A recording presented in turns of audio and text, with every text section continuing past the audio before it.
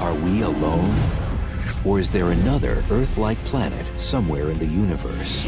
We have a fantastic goal yet for the next generation, which is to find planets that remind us of home.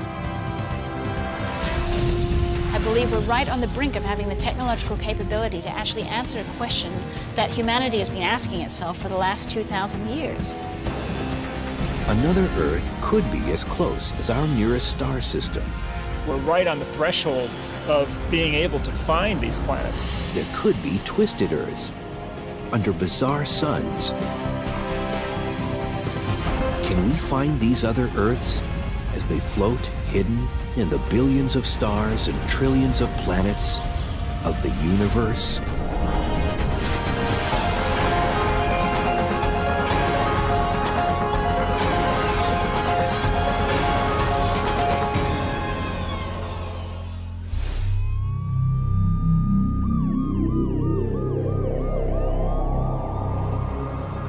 Is there another Earth in the universe?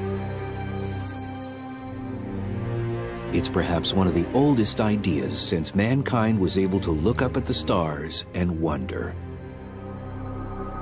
Back when people were sitting around their campfires and looking up at the stars and imagining them as other campfires with other tribes around them. What exactly do we mean by another Earth? It should support Earth-like life. When you boil it down, life needs three very basic things to exist. It needs a liquid medium of some sort to do its chemical reactions in. And we think water is the most likely liquid medium. It's very prevalent in the universe. We also need to look for the basic building blocks of life, the molecules that can help to put life together, the phosphorus in your DNA. And we need to have an energy source. It turns out that a terrestrial planet that has water on it pretty much has all of those things we need. Not all planets capable of supporting Earth-like life would have to be carbon copies of our own Earth. So you can think of it like a series of different types of houses. If you go into a city, for example, there will be grand mansions, and there'll be smaller, more modest little two-bedroom homes, and there'll be city studios and skyscrapers and so on and so forth. All of these house people, all of these can help house life. And so we think about that when we go out into the universe looking. We're going to be looking for houses of all different kinds and keeping our minds open as to what could support life.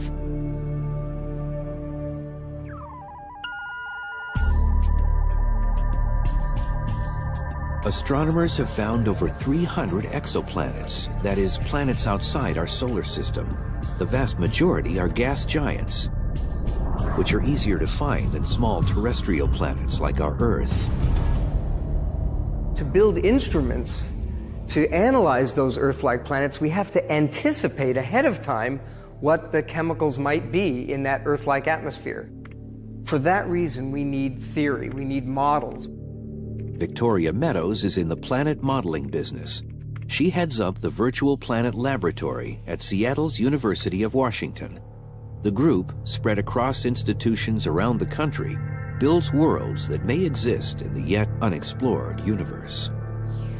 The Virtual Planetary Laboratory allows us to simulate what planets might look like from space and what their environments might be like in advance of actually discovering these things out there in the universe. So it allows us to explore what planets might be like. In the Virtual Planet Lab, fantastic worlds can be built, like a science fiction novelist with a supercomputer as a writing partner. So we can take something that's like the Earth, but we whip away the sun, and we replace it with a star of different size and temperature. So what we've done with the Virtual Planetary Laboratory is modeled planets that started out as Earth-like and put them around stars that were much hotter with much stronger UV radiation, for example, than our own sun. The models can produce bizarre alternate Earths filled with plants that are bright red, orange, or even pitch black. Photosynthesis can vary greatly depending on the light of the star that's shining on it. Planets around F-stars, for example, where the light from the star is much bluer, the plants there will tend to absorb more blue light, and so those plants could potentially be more likely to reflect red, orange, and yellow light, and so will appear red, orange, and yellow to us.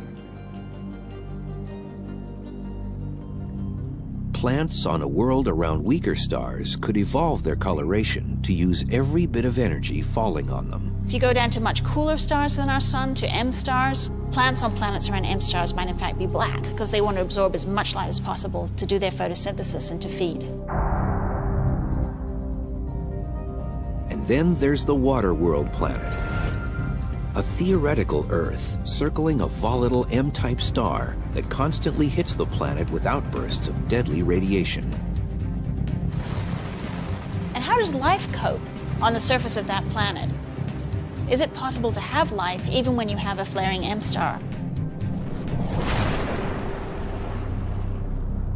And it turns out that you can actually live about 9 meters underwater on a planet around an M star and still escape the worst of the flares, but still have enough light to be able to do photosynthesis and to survive. Everything looks good from here. And as future exploration missions are being drawn up, many scientists are focusing on what it would take to detect the byproducts of life on a distant planet. Life produces gases. Life stinks. You can smell it. And we're going to look for those gases with these high-resolution spectrometers. So what we really need to do is take the light from another Earth-like planet and analyze it to find out what the chemical composition of that atmosphere is. Finding the locations of planets is something that UC Berkeley astronomer Jeff Marcy is very good at. He and his astronomy colleague, Paul Butler, are credited with finding more exoplanets than anyone else. A planet that's farther from its host star will be very cool. And so there's a domain in between that we sometimes call the Goldilocks zone or the habitable zone, where the temperature is just right. And by just right, I mean lukewarm so that water would be in liquid form. And of course, it's liquid water that's the prerequisite for life. When we look at other planets and we ask, could there be life on other planets? My first question is, could that planet support liquid water? Yes, I'm interested. No, I'm not interested. It all comes down to show me the water. Water is an amazing substance. We are frankly fortunate that the universe has something called water. It's the great cosmic cocktail mixer. Water is the critical stuff that allows the chemical reactions to take place that eventually lead to life. But this special zone where liquid water can exist varies from place to place. If a star is a hot O type, the zone will be farther out from a sun. If it's a cool M type, the zone will be closer in. And it even changes with time. Stars are not stable. Even our own comfy habitable zone here on Earth will change in a few million years when our sun grows older and much hotter.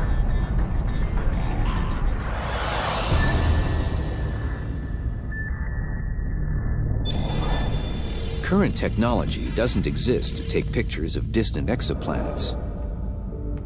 So astronomers use the solar system star as a sort of proxy for a planet, since both were formed from the same planetary disk of material. How do we know what a star is made out of? We don't go there and sample it. Your experiment would melt. Astronomer Wes Traub heads up the effort by NASA's Jet Propulsion Laboratory to come up with the next generation of instruments that will look at planets outside our solar system. What we do is we just simply look at it and we break the light up into different colors. This was done several hundred years ago by Newton. He discovered that if you put a prism in a ray of sunlight, it breaks it up into blue, green, red. And you look at these different colors and you discover something very startling all of a sudden. There are parts where colors are missing, and these missing colors are a fingerprint of the constituent of the sun that you're looking at. With current technology, we can't directly view a spectrum of a planet outside our solar system. But eventually, more powerful instruments will allow us to use the same technique to fingerprint a planet for evidence of life. If we look at that light from the planet and break it up with a prism or something similar, we can tell what the planet is made out of, and that's how we know whether our planet has oxygen, like our atmosphere, whether it has water vapor in the atmosphere, whether it has ozone, carbon dioxide, and nitrous oxide. But nothing in the universe stays the same over time. When our Earth formed 4.5 billion years ago, it had a very different atmosphere than it has now. It's a challenge that Meadows and her team anticipate as they build their models of other Earth-like planets. We would be very short-sighted to look just for an oxygen-rich planet at the same stage of development. So the thing is, when we go out to look for habitable worlds, they could all be extremely different. They could be very diverse. And if we find another Earth, what are the chances we'll find a civilization on it that we can communicate with?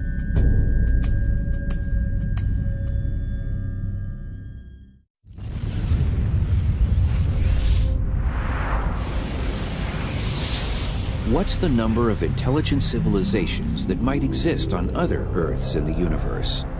What would have to go into such a calculation? How many stars are there? How many of those stars have planets? How many of those planets are close enough to have water? And on and on. That's a problem that astronomers Carl Sagan and Frank Drake took on decades ago. Drake came up with an equation that estimated that up to 1 million civilizations may exist in just our Milky Way alone. The Drake equation is this series of numbers that are trying to be put together in such a way to give us a kind of way of even closely estimating how many other intelligent civilizations are out there.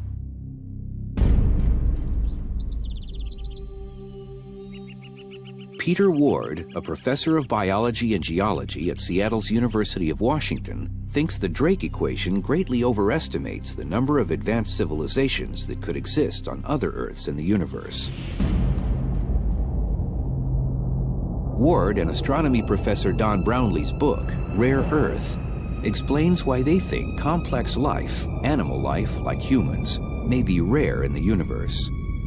We began to think that it was just too simplistic, that there's other stuff involved. Ward cites a number of factors that he thinks would lower the original Drake estimates of how much complex life could exist in the Milky Way, and by extension, the universe. First of all, plate tectonics. Plate tectonics is continental drift, and one wonders why would that have anything to do with the frequency of life on the planet? Plate tectonics also produces a recycling of elements, and that recycling does some very fundamental things. The most fundamental thing it does, it produces a temperature gauge. It's like a thermostat on the planet. If we get too warm, plate tectonic processes help us cool off.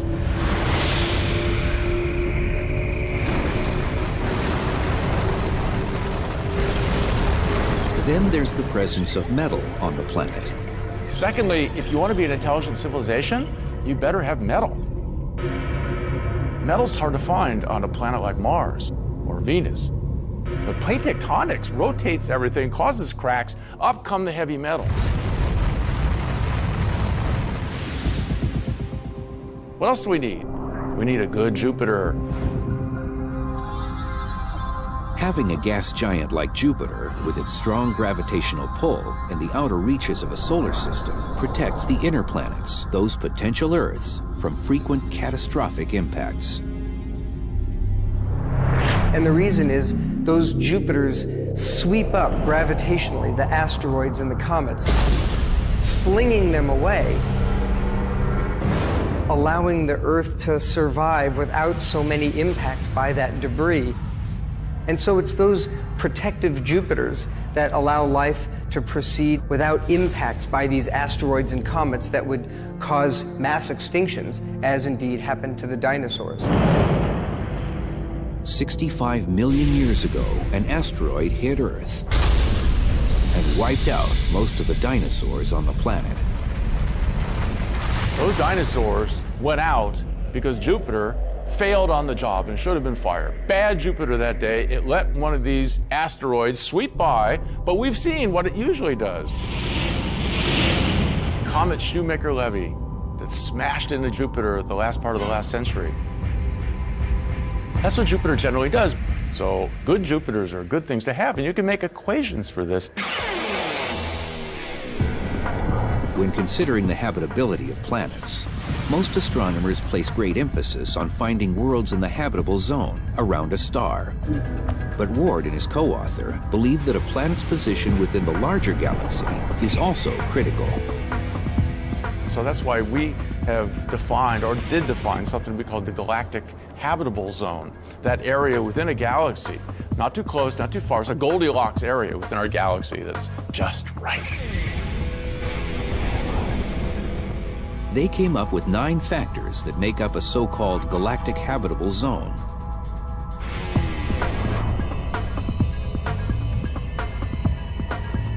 Earth's position in the galaxy is considered. Away from killer neutron stars, black holes, and deadly gamma ray bursts.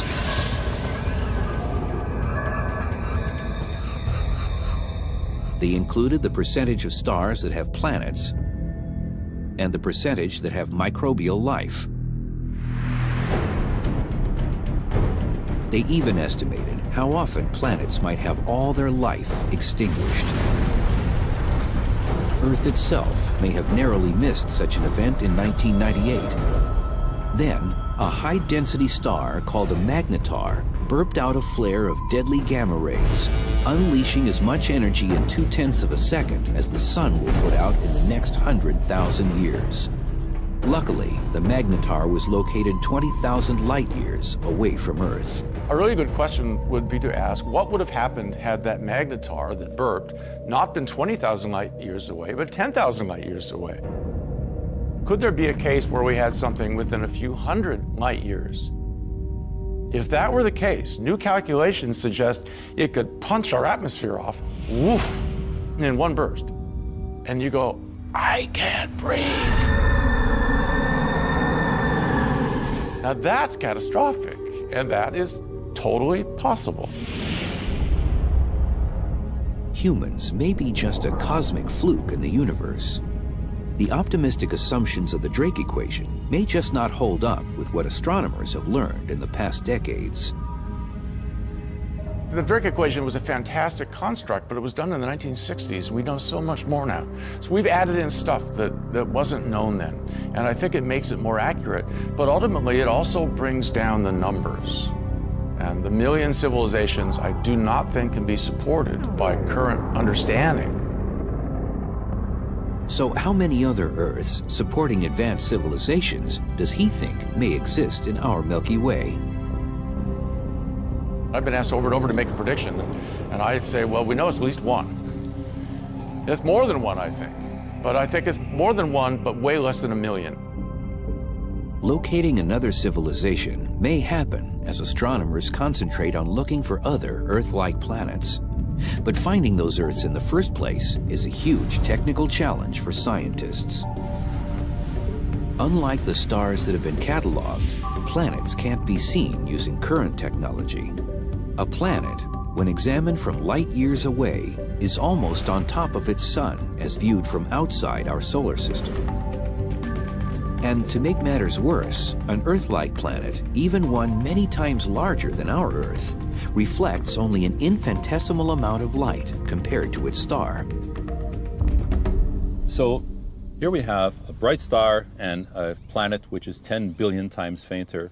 It's hard to imagine what 10 billion times really is, but the way many of us think of this is, suppose you have a firefly, a very small firefly, a very weak light, and suppose that firefly is orbiting around or flying around a lighthouse.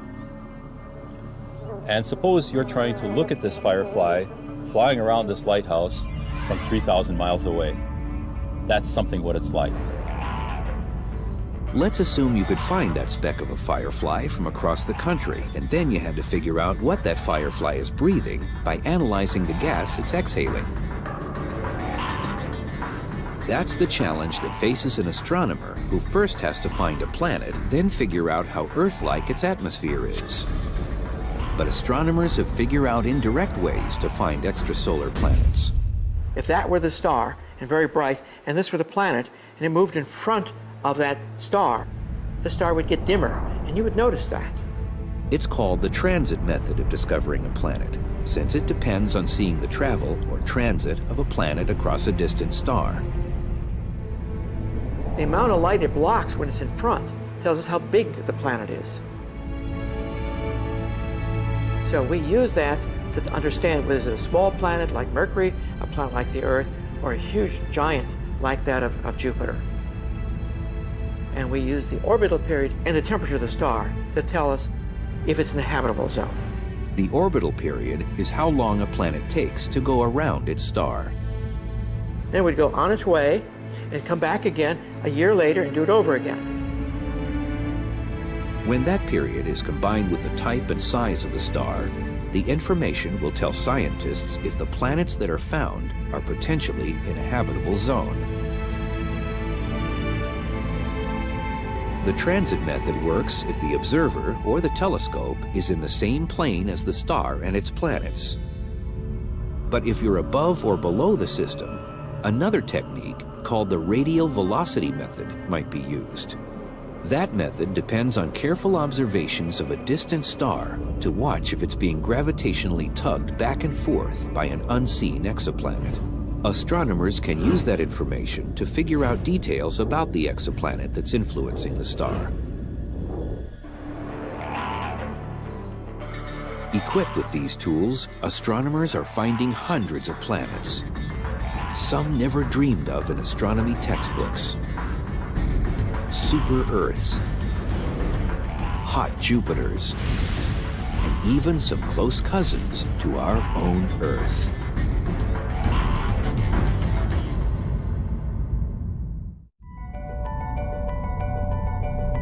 In the search for other Earths in the billions of stars in the universe, astronomers have found a relationship between the composition of a star and the probability that it may have planets, both Earth-like and otherwise. The stars that have heavier elements in them, the iron and the nickel and the silicon, have heavier elements for a good reason. Those stars formed out of molecular clouds in the Milky Way galaxy that collapsed down to form the star, and in so doing, left some placental material around them that eventually coagulated into the planets. So it makes sense that stars that formed with lots of heavy elements will form planets that also have lots of heavier elements. Astronomers call the proportion of heavy elements in a star its metallicity. But that doesn't necessarily mean it has a lot of metal in the conventional sense. Metal, for an astronomer, is any element that's heavier than hydrogen or helium. So in astronomer speak, lithium is a metal, sulfur is a metal, chlorine is a metal, and not just elements like iron, gold, and silver. An Earth-like exoplanet not only needs heavy elements in its composition and to be in a star's habitable zone, it also needs to be the right size to sustain life. Right size means it can hold on to its atmosphere and have plate tectonics and volcanoes, both considered critical to regulating a planet's temperature. To do all this, astronomers estimate that the smallest a planet can be is 1/3 of Earth's mass. On the high side, a habitable planet cannot be greater than 10 times our Earth's mass. The very existence of exoplanets has gone from theory to reality only in the last decade. A little over 10 years ago, we had no known extrasolar planets at all. The only planets we knew of were those orbiting our sun. And now we know of planets orbiting other stars. And of course, what's really exciting about these planets is that some of them may be habitable, and so there's a chance that there's life on some of them. Of the hundreds of exoplanets found, some may not follow the familiar blueprint of planets in our solar system. We found these bizarre Jupiters that orbit very close to their star. They're blowtorched hot, and these Jupiters undoubtedly got close to their star by migrating inward. Sometimes the formation of a Jupiter-mass planet can be kind of a death knell for terrestrial planets in the system. And what if we had been unlucky enough to have such a Jupiter in our solar system? It would have slingshot the Earth right out of its orbit into the vast cold darkness of outer space, and the Earth would eventually die off as a cold, dark hulk.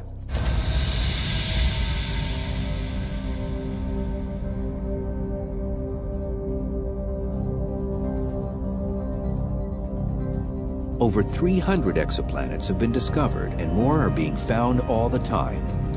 But the majority are monstrously huge gas giants that hold little promise of being truly Earth-like. In the Pegasus constellation, some 50 light-years from Earth, the planet 51 Pegasi b can be found. It was the first planet discovered outside our solar system. A gas giant as big as Jupiter, but orbiting much closer to its star. It races around its sun in just 4 days.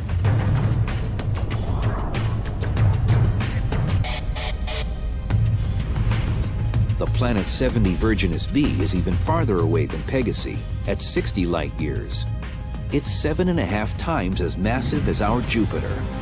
At first, it was believed to be in the habitable zone of the star, so it was nicknamed Goldilocks. Later calculations showed that it had an eccentric orbit that brought it to within 27 million miles of its sun, which is roasting hot, so it's no longer considered to be in a habitable range. The massive gas giant Trace 4 is over 1.5 times the diameter of our Jupiter, making it the largest planet found so far. It's 1,400 light-years from Earth.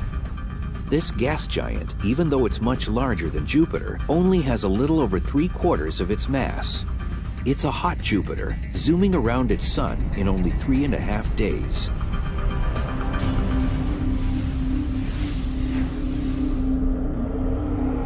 Astronomers haven't been able to find true Earth-like planets outside our solar system because they've not yet been able to detect such relatively small rocky planets as our Earth.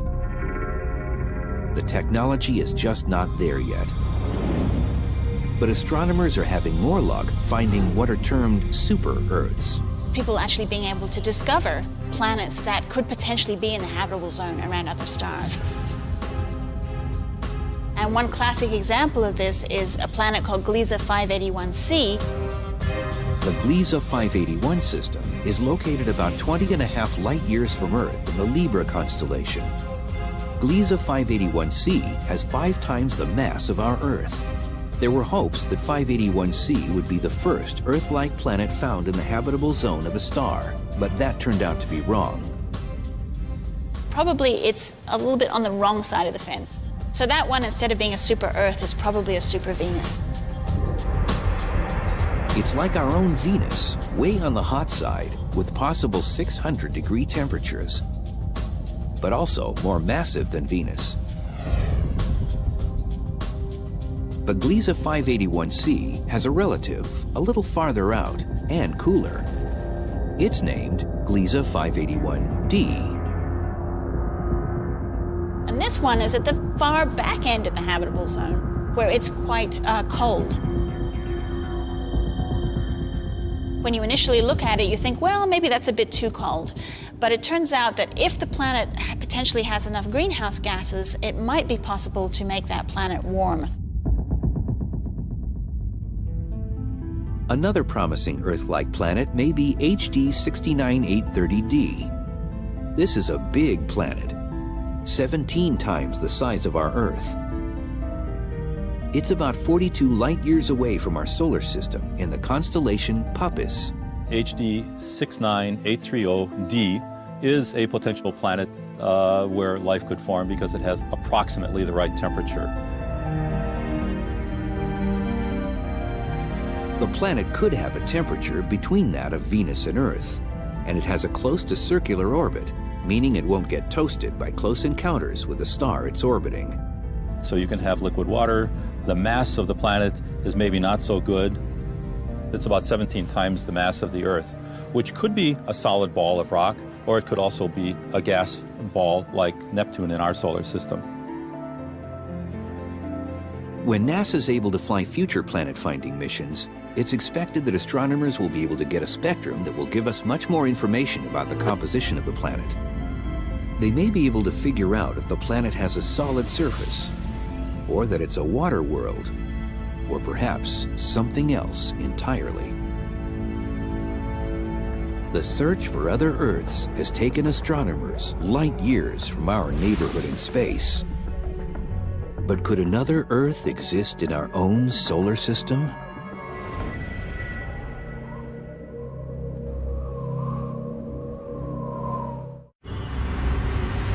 While astronomers look at star systems many light years away in hopes of finding another blue marble of a planet, other Earths may be a lot closer than that. So imagine going back 3.5 billion years ago and visiting our solar system. You'd have seen 2 blue marbles here. Earth, water, thick carbon dioxide atmosphere, warm conditions, life. Now imagine moving a little over, you see Mars, water on the surface, thick carbon dioxide atmosphere, warm conditions, possibly life. Well, the 2 planets start evolving. Earth stays habitable.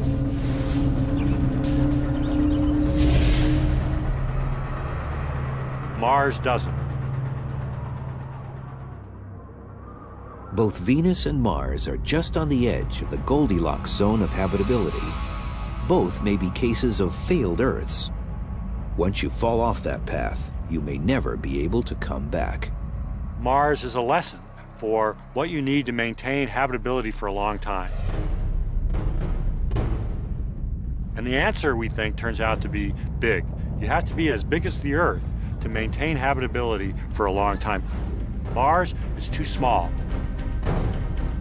Being too small, it has no way to recycle its elements and has no way to hold on to its atmosphere for a long time. So size matters. And while Mars is now too cold, Venus, our other would-be Earth, has the opposite problem. It's too hot. It was a little bit too close to its star, too close to the sun. It got hot and it stayed hot. And so all the carbon dioxide, the CO2 and so on, that formed on Earth, formed also on Venus. But on Earth, it was incorporated into rocks. On Venus, it stayed in the atmosphere.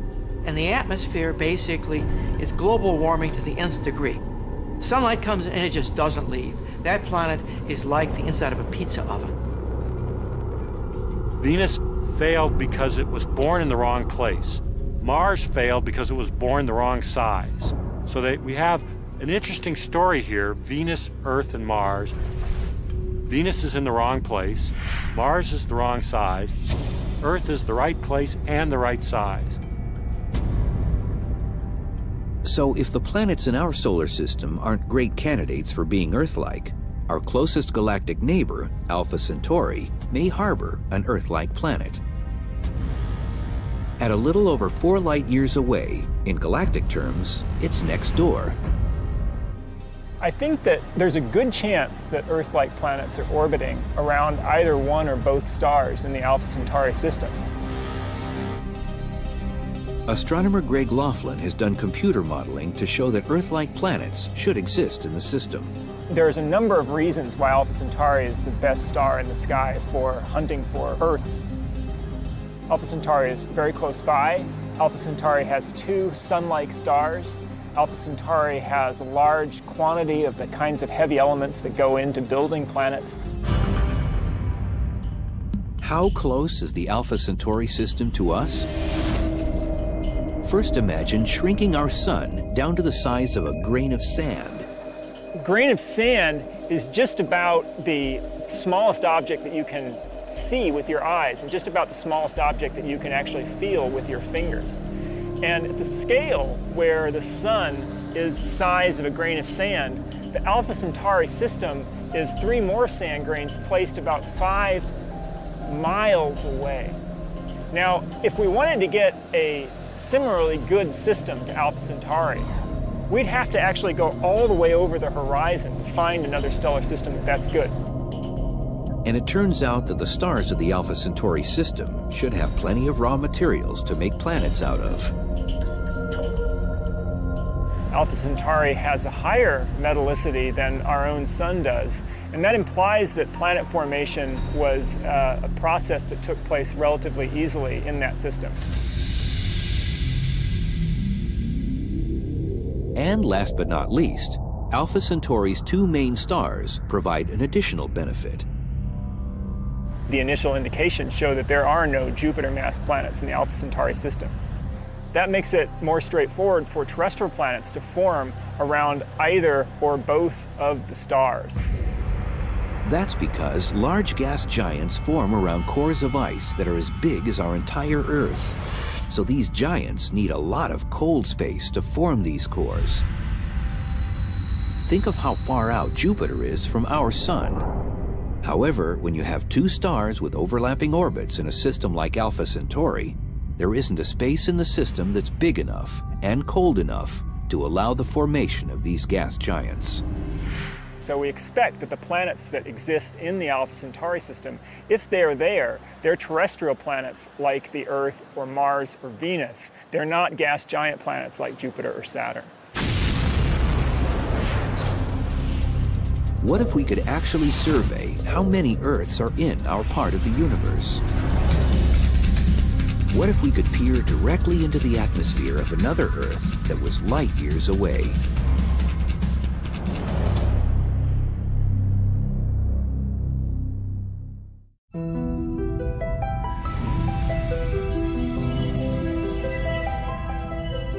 In order to find another Earth, astronomers have to eventually overcome the huge technical challenges of how to view a distant planet.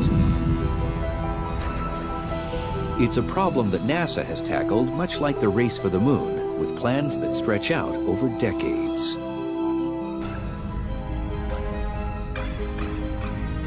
The first exoplanet-finding mission will be Kepler, which launches in 2009.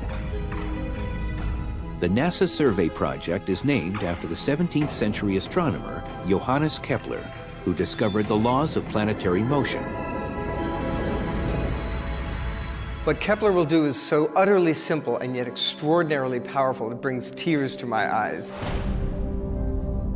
What Kepler will do is simply be a space-borne telescope and stare at the constellations Cygnus and Lyra, taking picture after picture after picture, with the goal of looking for stars that dim when an Earth-like planet blocks some of the starlight. And it will be the first time that we humans detect other Earth-like planets around other stars. The principal investigator for Kepler is William Barucki. He's been championing the mission for 25 years. Kepler basically is a space mission that puts up a very large telescope. It's very much like a camcorder. It's always taking pictures of these stars, sending that information back to you.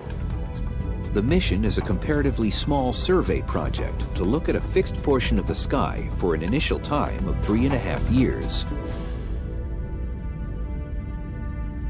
The main result from Kepler will be to give us a statistical count. It's a head count of what the population is. You know, how many small planets do you have and how many large planets do you have? Kepler's results will in turn be used to help decide what will be built for the next generation of planet-finding missions. Kepler really is one step along the way. It's to try to find Earths and find out whether they're frequent. If they are frequent, they must be close, so we can build a modest instrument. If we don't find many Earths, what that means is before you're going to find another one, you're going to have to look at a huge distance into space. So you're going to have to build a much bigger, much more expensive instrument. The most majestic, spectacular telescope ever conceived by humanity is something called the Terrestrial Planet Finder. It will be an enormous telescope in space, frankly probably costing several $1 billion, but what it will do is absolutely unique. it will be the first telescope to take pictures of other Earth-like planets.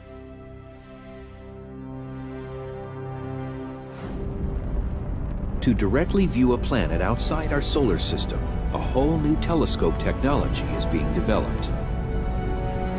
To construct the terrestrial planet finder that will image Earths against the glare of their host stars, we need some entirely new optical technology, a technology that frankly we haven't invented yet.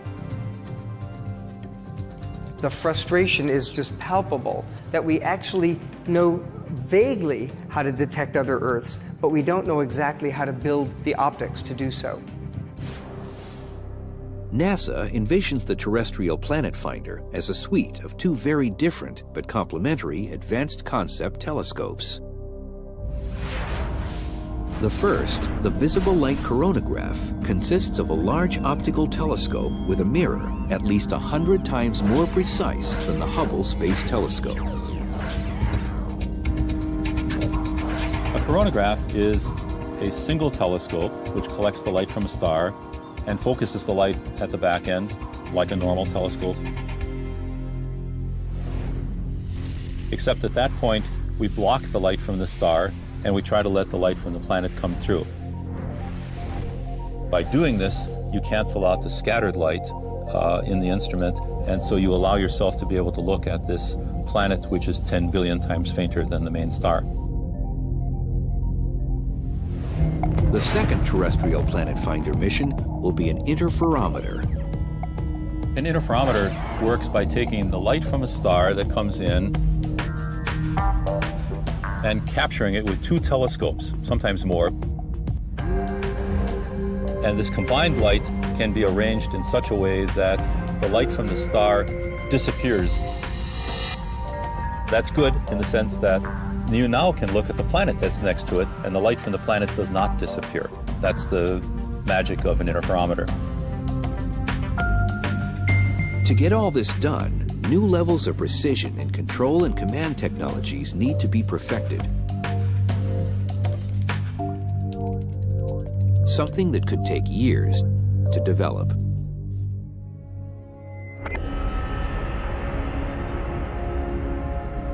The quest for the holy grail of astronomy, another Earth outside our solar system, has pushed scientists to speculate about how such a discovery could affect us.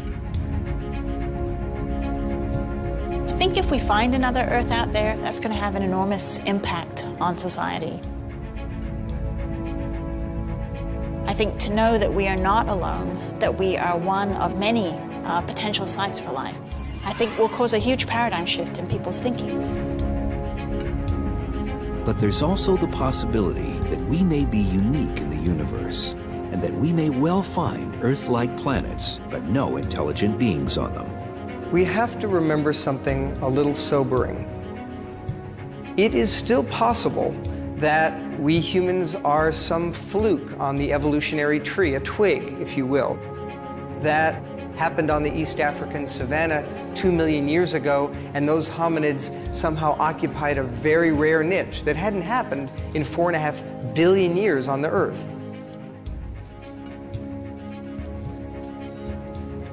It could still be that we humans are an extraordinary rarity in the Milky Way galaxy. In fact, it could be our destiny as a species to explore the Milky Way galaxy and be the first such explorer species, in which case our destiny would be to find our roots chemically and biologically among the stars. We have a TV picture now. Really looks beautiful.